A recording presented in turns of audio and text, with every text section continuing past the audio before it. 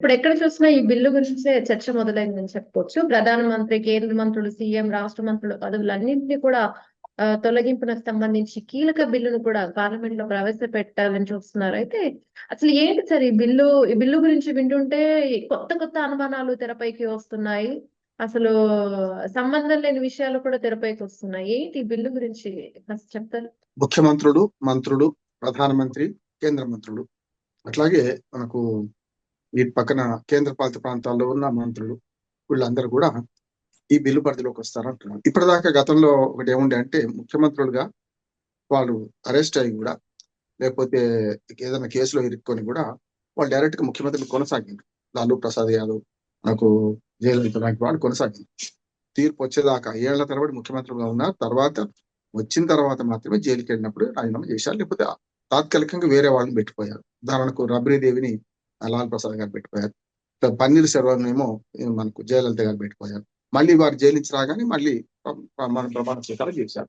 అట్లా చూసుకుంటే ఇట్లాంటివి జరగొద్దని గతంలో సుప్రీంకోర్టు సలహా ఇచ్చింది. ఏమనంటే ఎప్పుడైతే 7 ఏళ్ల కంటే పైన శిక్ష ఉన్న కేసుల్లో కానీ, లేకపోతే 2 ఏళ్ల కన్నా పైన ఉన్న శిక్షలు కానీ, 2 ఏళ్లకు పైన ఉన్న కేసుల్లో శిక్ష ఉన్న కేసుల్లో ఇరుక్కుంటే వెంటనే 2 ఏళ్ల కంటే శిక్ష ఎక్కువ పడితే 2 ఏళ్ల కంటే ఎక్కువ శిక్ష పడితే కింది కోర్టు వేస్తే వెంటనే వాళ్ళ పదవులు పోవాలని సుప్రీంకోర్టు సలహా మేరకు ఇచ్చారు. దాన్ని అమెండ్ చేశారు కూడా గతంలో. దానికంటే పెద్దది అయితే కాదు. ఎందుకంటే గతంలో చూసాగా రాహుల్ గాంధీ పదవి పోయింది. ఏది 2 ఏళ్ల కంటే ఎక్కువ శిక్ష పడగానే 2 ఏళ్లు అంతకు మించి కనుక పోయింది. తర్వాత లక్షద్వీప్లో కూడా ఒక ఎంపీ పదవి పోయింది. కానీ తర్వాత వాళ్ళు అప్పీల్ పోతే వెంటనే మళ్ళీ ఏమైంది, మళ్ళీ రిస్టోర్ చేశారు. ఇది 2000 అంతకుముందు 24 కన్నా ముందు, లోక్సభ ఎన్నికల కన్నా ముందు జరిగిన పరిణామాలు చెప్తున్నారు. ఇప్పుడు ఈ బిల్లులో కొత్తగా వింత అనేది విచిత్రం అంతకన్నా లేదు. ఎవరైనా ముఖ్యమంత్రి, మంత్రులు 30 రోజులు పాటు జైల్లో ఉంటే కామన్ సెన్స్ ఉన్నవాడు ఎవరైనా కూడా, శశిధరుడు అదే అన్నాడు, వాళ్ళు కొనసాగడానికి వీల్లేదు కదా. మామూలు సర్పంచే 15 రోజులు ఊళ్ళో ఉండకపోతే సెలవు పెట్టుకోవాలి. పంచాయతీరాజ్ చట్టం చెప్తుందండి, సర్పంచ్ కానీ, మండలాధ్యక్షుడు కానీ, లేకపోతే జిల్లా పరిషత్ చైర్పర్సన్ కానీ 15 రోజులకు మించి విధులకు హాజరు కాలేకపోతే, ఏదైనా ఏ కారణం కావచ్చు, యాత్రలకు పోయిండు, అటువంటిప్పుడే సెలవు పెట్టమని అన్నప్పుడు, ఎందుకంటే నేను ఇన్ఛార్జి మండలి ప్రెసిడెంట్గా నేను 5 సార్లు ప్రతి సంవత్సరం 45 రోజులు ఉన్నా. నా మండలి ప్రెసిడెంట్ ప్రతిసారి అయ్యప్ప స్వామి దర్శనానికి పోతుండే. అట్లా సెలవు పెట్టే అవకాశం ఉన్నప్పుడు ఇదేమో 30 రోజులకు మించి 30 రోజులు పూర్తిగా 29 రోజులు ఉన్నా అది చెల్లదు. 30 రోజుల కంటే జైల్లో ఉంటే 31వ నాడు కేంద్ర ప్రభుత్వం ఆ ముఖ్యమంత్రులను, ఆ మంత్రులను పదవి నుంచి తొలగించడానికి వీలుంది. చట్టం చెప్తుంది. 130వ సవరణ బిల్లు ఇది, చట్టం కాలే ఇంకా. దీని మీద ఏం చేస్తున్నారంటే ప్రతిపక్ష ముఖ్యమంత్రులు కక్షగట్టి, ప్రతిపక్ష పార్టీలు ఉన్న చోట కక్షగట్టి చేస్తారని ఆరోపణ. ఇప్పుడైనా ఉంది, అప్పుడైనా ఉంది. కక్షగట్టి ఆరోపణలు చేసి జైలుకు పంపడం అనేది అప్పుడైనా ఇప్పుడైనా ఉంది. దానివల్ల ఏంటంటే ఉన్న పదవి పోతుంది కదా. అందుకనే ప్రతిపక్ష ముఖ్యమంత్రులు ఉన్న చోట ఈ సమస్య వస్తుందని కాంగ్రెస్ పార్టీ వాదిస్తున్నాయి. కావచ్చు, అంటే కేంద్ర ప్రభుత్వమే కావాలని ఏం లేదు కదా. రాష్ట్ర ప్రభుత్వం ఇంకో రాష్ట్ర వాళ్ళ మీద కేసులు పెట్టి పంపించవచ్చు కదా. ఉదాహరణకు ఇవాళ పరువు నష్టం దావాలు చాలా నడుస్తున్నాయి. ఏది రాష్ట్రాలు ఒక ప్రతిపక్ష ముఖ్యమంత్రి ఇప్పుడున్న ప్రస్తుత ముఖ్యమంత్రి మీద కూడా వేసిన సందర్భాలు ఉన్నాయి.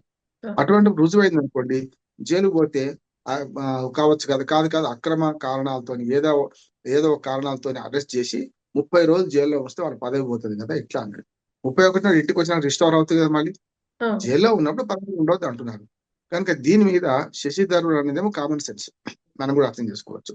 అట్లాగే పార్టీలు, ఈ ప్రతిపక్ష పార్టీలు ఇవాళ అమిత్ షా గారు బిల్లు ప్రవేశపెట్టగానే దాని మీద కాగితాలు ముక్కలని చింపేసి ఆయన మీద పోయడం 3 గంటలకు వాయిదా పడ్డది. 3 గంటల వరకు పార్లమెంటు వర్షాకాల సమావేశం వాయిదా పడ్డది. ఇది ఒకటే కాదు, గేమింగ్ యాక్ట్ ఒకటి ఉన్నది. అట్లానే గేమింగ్ యాక్ట్ మీద నిన్ననే బిల్లు ప్రవేశపెట్టారు. దాని మీద కూడా చర్చలు కొనసాగుతున్నాయి. ఇవన్నీ పక్కన పెట్టండి, బీహార్లో జరుగుతున్న ఘోరం గురించి మాట్లాడదామని ప్రతిపక్షాలు పెద్ద ఎత్తున ఆందోళన చేస్తున్నాయి. ఈ చట్టం, ఈ బిల్లులో ఏముంది, చదువు పక్కకు పోయింది. రెండో అంశం మీదకి వచ్చిందంటే ప్రతిదీ కూడా అక్కడ కార్నర్ చేస్తున్నారు. కాకపోతే ప్రతిపక్షాలు ఆరోపిస్తున్న దానిలో కొన్ని నిజాలు ఉన్నాయి. ఎందుకంటే ప్రతిపక్ష ముఖ్యమంత్రులు వచ్చాడు. ఉదాహరణకు 8-9 రాష్ట్రాల్లో ప్రతిపక్ష ముఖ్యమంత్రులు ఉన్నారు. ఉదాహరణకు కాంగ్రెస్ పార్టీ హిమాచల్ ప్రదేశ్, కర్ణాటక, అట్లానే తెలంగాణలో అధికారంలో ఉన్నది. పశ్చిమ బెంగాల్లో మమతా బెనర్జీ, స్టాలిన్ కేరళలో, మన తమిళనాడులో, కేరళలో విజయన్.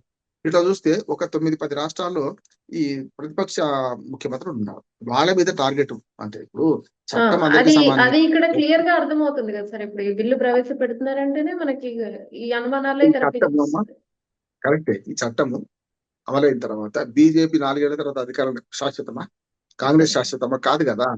చట్టం అమలైన తర్వాత కేంద్ర ప్రభుత్వం ఎవరుంటే వాళ్ళు అంటున్నారు. కానీ 30 రోజులు జైలు పంపేది కేంద్ర ప్రభుత్వం కాదు కదా! ఇది సార్ అంటే ఈడీ, ఇప్పుడు సిబిఐ ఈ మాత్రమే. ఇందాక నుంచి మీరు అంటున్న మాటకి నాకు ఇంకో కొత్త అనుమానం వస్తుంది ఏంటంటే, ఇప్పుడు ఎవరైనా కావచ్చు, సర్పంచ్ కావచ్చు, జెడ్పీటీసీ ఎవరైనా కావచ్చు, 15 రోజులు 20 రోజులు లేకపోతే సెలవులు పెట్టాలి. ఒకవేళ కేసుల త్రూ జైలుకి వెళ్తే గనక 30 రోజులు 40 రోజులు ఉన్నా పోతుంది అంటే, ఇప్పుడు ఈ కొత్త బిల్లు కూడా వస్తే ఇప్పుడు పరువు నష్టం దావా కావచ్చు, ప్రచారాలకు వెళ్ళినప్పుడు ఏదో ఒక మాట దొరుకుతారు. ఇప్పుడు ప్రతిపక్ష వాళ్ళ మీద ఉన్న అంటే ఒక నేతపై ఇంకొక నేత మాటలు దూషించుకోవడం కామనే. చిన్న పరువు నష్టం దావా వేసినా ఒక కేస్ ఫైల్ చేయాలనుకుంటే ఎంతసేపు సార్ ఒక నేత పైన ఇవాళ రేపు? సో అలా అంటే ప్రతి ముఖ్యమంత్రి కావచ్చు, మంత్రి కావచ్చు, ఎవరికి పదవులు ఉండవు కదా అప్పుడు. అంటే చట్టం ముందు అందరు సమానులా కాదా? ఒక మామూలు మన శాసనసభ్యుడు కాని వాళ్ళు, మామూలు శాసనసభ్యులు కానీ ఇప్పుడు మంత్రులకును ముఖ్యమంత్రులు వీళ్ళకి వర్తిస్తుంది కదా! మరి శాసనసభ్యుడు పదవి పోవచ్చా మరి? అంటే ఇప్పుడు ఎట్లా ఉందంటే సామాన్యుడికి ఏ చట్టం అమలు అవుతుందో మంత్రులకు, ముఖ్యమంత్రులకు అమలు కావడం కరెక్టా? తప్పా? చట్టం ముందు అందరూ సమానులే అనుకోదామా? లేకపోతే చట్టం ముందు వీళ్ళు మాత్రం ప్రత్యేకంగా ఎందుకు ఉండాలి అని నేను అంటున్నాను. అందుకని నువ్వు చెప్పింది కరెక్ట్ అమ్మా. నేనేమంటున్నానంటే ఒక సర్పంచ్, మండలాధ్యక్షుడు ఎవరైనా సామాన్యుడు ఏదో దొంగతనం చేసి పెట్టి జైలుకి 30 రోజులు పోయింది. వాళ్ళకెంత హక్కులు ఉంటాయో వీళ్ళకి కూడా అంతే హక్కులు ఉండాలి కదా! ఒక మాట. నిజంగానే తప్పుడు కేసు పెట్టింది అనుకోండి, ఎవరు పెడతారు? కేంద్ర ప్రభుత్వం నుంచి డైరెక్ట్ కేసు పెట్టడానికి ఒక ఈడీకి అధికారం ఉన్నది. సిబిఐ ఈడీకి రెండింటికి ఉన్నది. వాళ్ళు రిమాండ్ పంపితే సిబిఐ కోర్టు కూడా ఏమి కేసు లేకుండా రిమాండ్ విధించి 14 రోజుల బాధ ఇంకోసారి రిమాండ్ అయితే విధించదు కదా! మొదటిసారి రిమాండ్ విధిస్తుంది. 14 రోజులు అంటది. 14 రోజుల్లో వీళ్ళకి తప్పు చేయకపోతే బెయిల్ వస్తుంది కదా! కేసు చిన్నదే బెయిల్ వస్తుంది కదా! యాక్చువల్ గా బెయిలబుల్ కేసులు ఇది పనికే రాదు. బెయిలబుల్ కేసులు అరెస్ట్ చేయడానికి వీల్లేదు. జైలుకు పంపడానికి అంతకంటే వీల్లేదు. నోటీసులు ఇచ్చి విచారణ జరపాలి. అంటే చిన్న చితిక కేసులలో ముఖ్యమంత్రులు గాని, ప్రధానమంత్రులు గాని ఇరికిచ్చి అయితే జైలుకు పంపే పరిస్థితి ఉండదు కదమ్మా. చట్టం తెలుసుకున్నామండి. నేను న్యాయవాది చెప్తున్నాను. ఇక్కడ ఏముంటదంటే 30 రోజులు జైలుకి ఎప్పుడు పోతాడంటే క్రిమినల్ కేసులు ఏమైనా తీవ్రమైన క్రిమినల్ కేసులు ఉంటే 7 ఏళ్ల కంటే ఎక్కువ శిక్ష పడే కేసులు 7 ఏళ్ల లోపు శిక్షలన్నీ బెయిలబులే.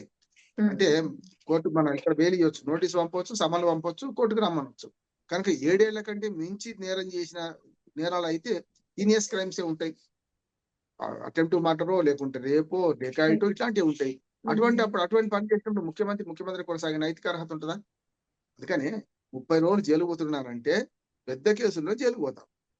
ఒకవేళ చిన్న చిక్క కేసులు అరెస్ట్ చేసిన అనుకోండి, అసలు రిమాండ్ అంగీకరించదు కోర్టే. మీరు చిన్న కేసుల్లో నోటీస్ ఎందుకు ఇవ్వలేదంటారు చాలాసార్లు చూస్తున్నాం మనం. ఈ రాజకీయ నాయకుల కేసు వచ్చినప్పుడు రిమాండ్ అనుమతించకుండా మీరు ఎందుకు నోటీస్ ఇవ్వలేదు, నోటీస్ ఇచ్చి సర్వ్ చేయండి అని అంటున్నారు కదా. సెక్షన్ 41 నోటీస్ ఇవ్వమంటున్నారు కదా. ఇది కూడా అంతే అంటున్నాడు. ఇది కేవలం అనుమానాల ప్రాతిపదిక చేస్తున్నారు. సరే, లోపల వాళ్ళ ఉద్దేశం ఉందనుకుందాం. ఇప్పుడు అదే ఉద్దేశం వాళ్ళకు కూడా వర్తిస్తుంది కదా. ఇప్పుడు ప్రధానమంత్రి ఉన్నారు, మోడీ గారు ఉన్నారు. మోడీ గారు కూడా ఏది ఇదే వర్తిస్తుంది కదా. ప్రధానమంత్రిని మినహాయించలే కదా ఇక్కడ. ఇప్పుడు మంత్రులను, ముఖ్యమంత్రులను అంటే కొంచెం అనుమాన పడాలి. ప్రధానమంత్రి కూడా మినహాయించకుండా ఉన్నారంటే రేపు ప్రధానమంత్రి మీద కేసు పెట్టి మీరు పంపేయాలి. అది 30 రోజులు ఆయన పదవి కూడా పోతుంది. అందుకని వయసు వరుస కదమ్మా. ఇదేముంది అంటే అసలు సంగతి విడిచిపెట్టి దీని చేస్తున్నారు. గేమింగ్ యాక్ట్ మీద కూడా సరే, నిన్న గేమింగ్ యాక్ట్ మీద కూడా నేను ప్రవేశపెట్టారు. ఈ పేకాట కానీ లేకుంటే ఆన్లైన్ గేమింగ్ మోసాలు కానీ వీటికి అరికట్టడానికి చట్టం కావాలా వద్దా?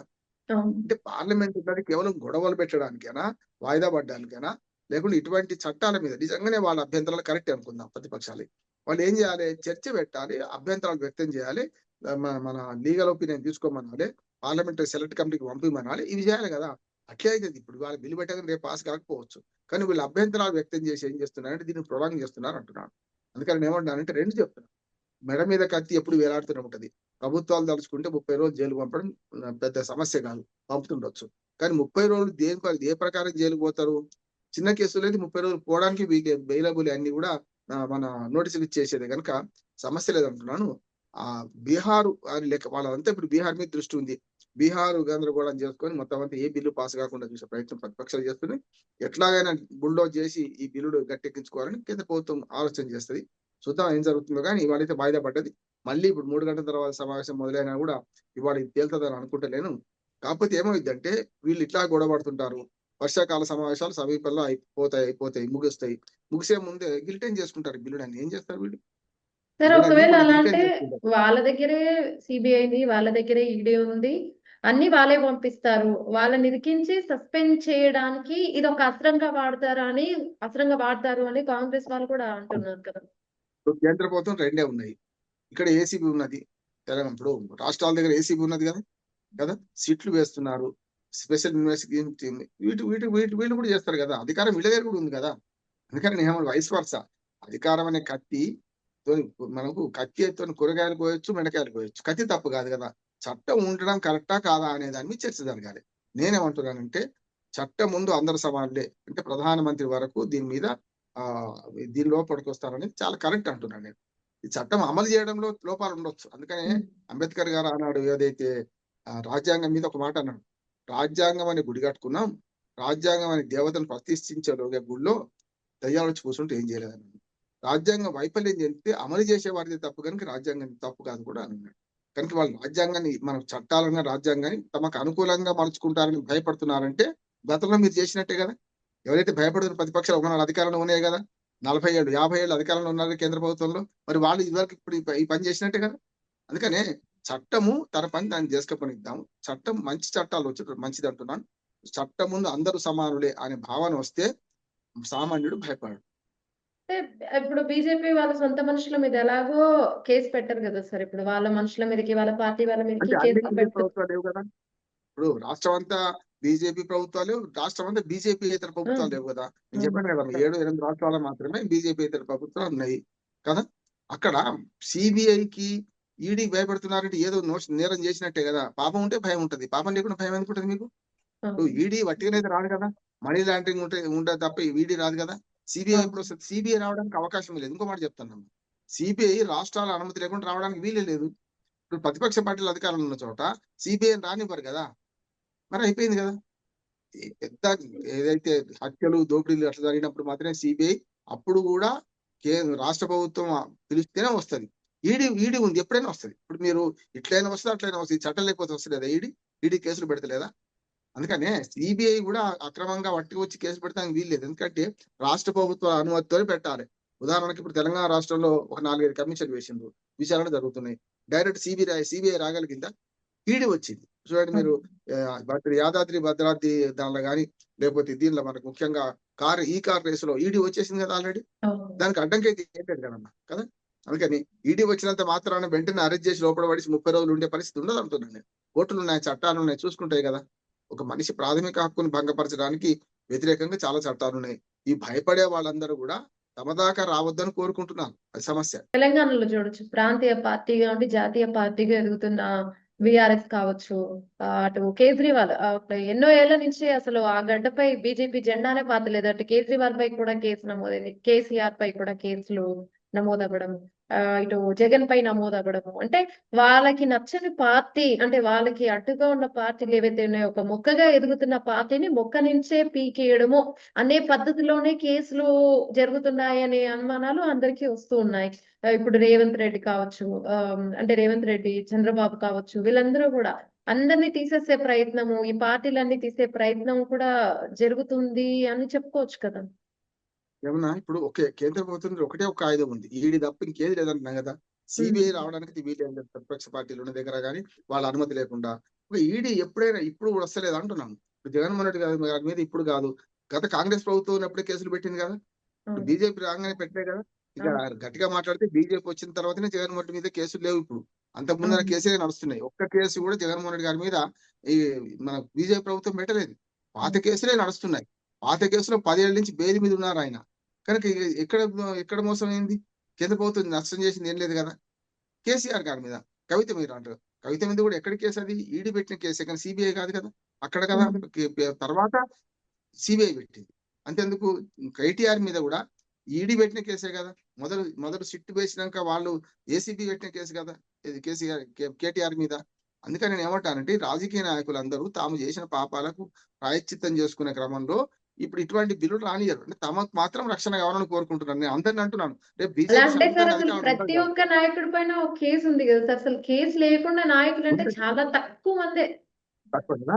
30 రోజులు జైలు పోవాలంటే 2 ఏళ్ల లోపు శిక్షలు పడ్డాయి. 7 ఏళ్ల లోపు 7 ఏళ్ల లోపు శిక్షలు పడే కేసులు ఏట్లలో కూడా అరెస్ట్ చేసి జైలుకు పంపాల్సిన అవసరం లేదు. వారు పారిపోతారనో లేకపోతే అటువంటిప్పుడు మాత్రమే చేస్తారు. కనుక విమానం రేపు ఎక్కేస్తున్నాడు అంటే చేస్తారు, అరెస్ట్ చేస్తారు కదా. అందుకని 7 ఏళ్ల లోపటి శిక్షలు అన్ని కూడా పడే శిక్షలలో అరెస్ట్ చేయడానికి వీల్లేదు కదా. నోటీస్ ఇస్తారు, కోర్టుకి పిలుస్తారు, సాక్ష్యాలు తీసుకుంటారు. అవును. సరిగ్గా చెప్పకపోతేనే అప్పుడు అరెస్ట్ చేస్తారు కదా. అందుకని నేను ఏమంటా అంటే ఇది కేవలం కల్పితంగా ఊహాజనిత భయాలు పడుతుంది తప్ప ఏం లేదు. ఉంటది, ఖచ్చితంగా ఉంటది. కాకపోతే ఏంటంటే పాపమే చేయకుండా భయమే లేదు కదా. వీళ్ళు తప్పు చేయకుండా భయమే లేదు కదా. అక్రమ కేసులు పెడతారా? మీరు కూడా పెడుతున్నారు కదా. రాష్ట్ర ప్రభుత్వాలు కూడా అక్రమ కేసులు పెడతారేవా? జగన్మోహన్ రెడ్డి మీద రాష్ట్ర ప్రభుత్వాలు కేసులు పెడుతున్నాయి. మరి కేంద్రమే వచ్చిందా? ఇక్కడ రాలే కదా. గతంలో చంద్రబాబు నాయుడుని అరెస్ట్ చేసినప్పుడు కూడా అది ఇప్పుడు ఇప్పుడు ప్రభుత్వాలు మారగానే విధానాలు మారిపోతున్నాయి. అందుకని సమస్య వస్తుంది. ఏమంటానంటే చట్టం ఉన్నవాడు చుట్టమవుతుంది. చట్టం అధికారానికి దాసోహం అంటుంది. అట్లనే చట్టాలు ఏమి ఉండొద్దని తప్పు కదా అంటున్నాను నేను. పకడ్బందీ చట్టాలు ఉండానా ఉండొద్దా? ప్రధానమంత్రి తప్పు చేసినా జైలుకు పోతే ప్రధానమంత్రి పదవి పోవన్నా వద్దా? బేసిక్ క్వశ్చన్ అది. ప్రధానమంత్రి వాళ్ళ మోడీ ఉన్నాడా? రేపు రాహుల్ గాంధీ అవుతారా? మాకు సమస్య లేదు. రాహుల్ గాంధీ అయినా పోవాలి, మోడీ అయినా పోవాలి అని మనం అందాం. ఎందుకు అనొద్దని నేను అంటున్నాను. ప్రతిపక్షాలు ఇప్పుడు ప్రతిపక్షంలో ఉన్నారు, రేపు అధికార పక్షాలు వాళ్ళే అధికారంలో రావచ్చు. మరి అప్పుడు కూడా వాళ్ళ చేతిలో ఉంటది కదా అధికారం అయితే కదా. అందుకని ఇవన్నీ కూడా ప్రజలను మభ్యపెట్టడానికి, ప్రజలను పక్కదారి పట్టించుకోవడానికి ప్రతిపక్షాలు అధికార పార్టీలు రెండు జిమ్మికులు చేస్తుంటాయి. ఏదైనా ఒక మంచి చట్టం వచ్చినప్పుడు ఆహ్వానించాలి. ప్రజాస్వామ్య ప్రియులుగా ఆహ్వానించాలంటున్నారు. తప్పు చేస్తే ప్రధానమంత్రి కూడా దీనికి బాధ్యుడే. ప్రధానమంత్రి కూడా మన మినహాయింపు లేదు అనే మాట ఈ చట్టంలో ఉందా లేదా? అది మంచిది కదా అంటున్నాను. ఆ ఒక్క విషయాన్ని అంటే ప్రజలు ఎవరైనా స్వీకరిస్తారు. అంతే కదా. బేసిక్స్ మనం ఒప్పుకుందాం. ప్రతిదారుడు అదే అన్నాడు. కామన్ సెన్స్ ఉన్నవాడు దీని మీద వ్యతిరేకించరు. ఎందుకు కామన్ సెన్స్ అంటున్నాడంటే 30 రోజులు జైలుకు పోయే అవకాశాలు ఎవరికి ఉంటాయి, ఎప్పుడు ఉంటాయి? దాన్ని ఆలోచించాలి కదా. 30 రోజులు ఉంటే నిజంగానే మామూలు కేసుల్లో కూడా 30 రోజులు జైలు పోయినప్పుడు పదవి పోతుంది. అదే ముఖ్యమంత్రి పదవి పట్టుకుని తేడవాడు కదా. గతంలో జైలలిత అట్లా చేసింది. మన ఈయన చేసిండు. పట్టుకొని ఏడిచింది ఎవరంటే ఇంకా గట్టిగా మాట్లాడితే కేజ్రీవాలే. 6 నెలలు ఉన్నాడు పదవిలో. తప్పనిసరి ఇక అక్కడ బెయిల్ దొరకదన్నప్పుడు రాజీనామా చేసిన వేరే వాళ్ళు ముఖ్యమంత్రిని చేసిండు కదా. అందుకని నేను ఏమంటా అంటే అతిశయం చేసిండు కదా ముఖ్యమంత్రిగా. అందుకని అది కూడా తప్పే. చట్టంలో ఇప్పటిదాకా జైలుకు పోయినా పదవులు ఉండడానికి అవకాశం ఉంది. మన కేజ్రీవాల్ చూసేది చేసిండు. ఇప్పుడు రాజకీయ నాయకులు కనీస నైతిక భయం ఒకటి ఉండాలి.